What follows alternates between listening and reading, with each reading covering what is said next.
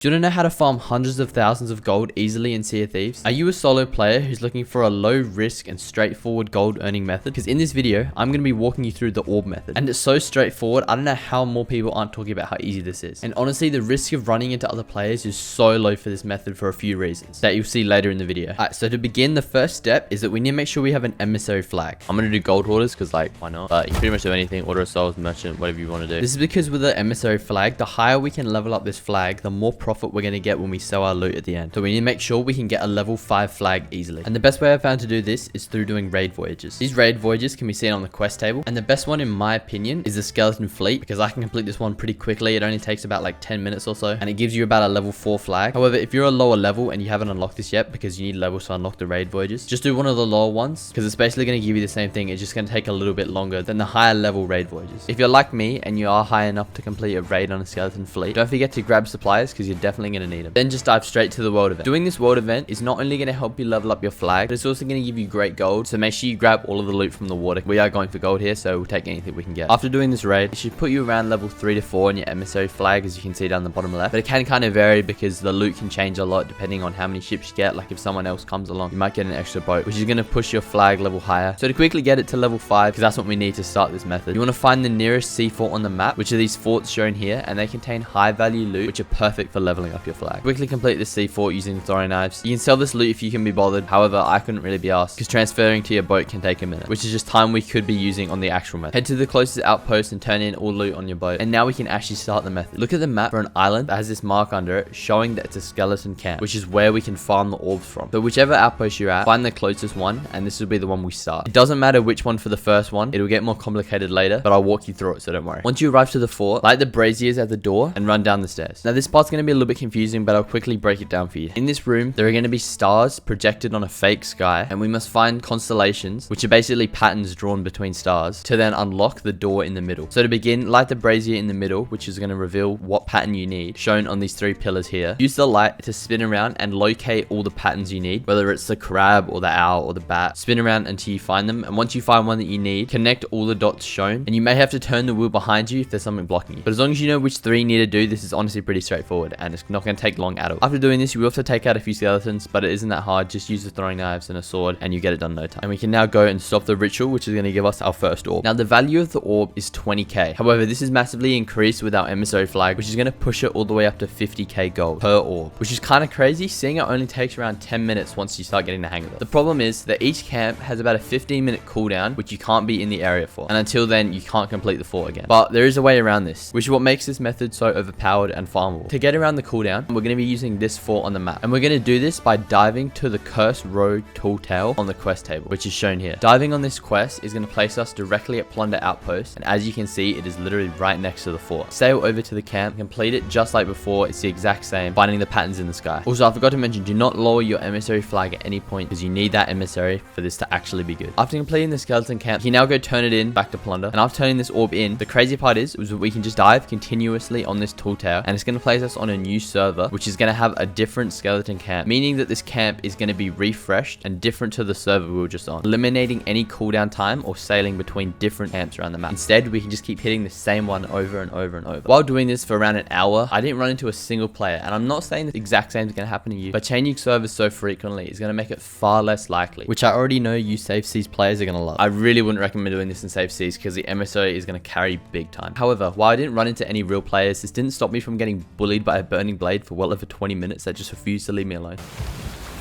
Oh my... You missed, you suck. So yeah, you can definitely still lose some time while doing this run. How much are you expected to earn per hour doing this method for yourself? Now for me, I found myself being able to do these in just over 10 minutes per camp, including the sail time back to Plunder, meaning I did about 5 of these in an hour. It was like just over a little an hour, obviously when excluding the time waste from the burning blade, which pushed my session up to like an hour and a half. So but yeah, in around an hour I could have done 5 if the burning blade wasn't there. Seeing you get 50k per camp and I did 5 in an hour, that means 50k times 5, I got 250,000 gold in just an hour, which is kind of crazy to be honest. And if you just want a chill way to grind gold, this is currently the best way in my opinion. Let me know if you have any problems with the methods. Leave a comment down below if you run into any issues or anything like that. And if you're sick of grinding gold and you just want a way to farm levels for all the main trading companies, then check this video out on screen, which is going to be your ultimate guide for leveling up.